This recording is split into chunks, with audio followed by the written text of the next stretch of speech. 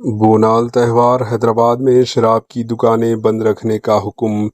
महाकाली बोनाल त्यौहार की पेश नज़र police commissioner VC Sajjanar IPS ने हिदायत दी कि राजनगर और गोलकुंडा जोन में 9 अगस्त 2026 की सुबह 10 बजे से 10 अगस्त 2026 की सुबह 10 बजे तक तमाम शराब की दुकानें बंद रहेंगी।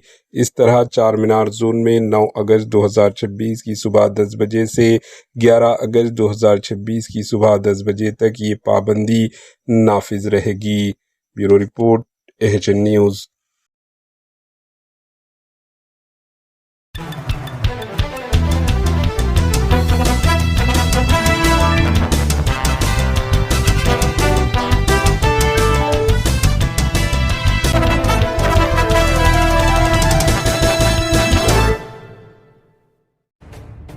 एचएन न्यूज के यूट्यूब चैनल को सब्सक्राइब करें और बेल आइकन को दबाना ना भूलें ताकि आपको हर नई आने वाली वीडियो का नोटिफिकेशन बर वक्त मिल सके।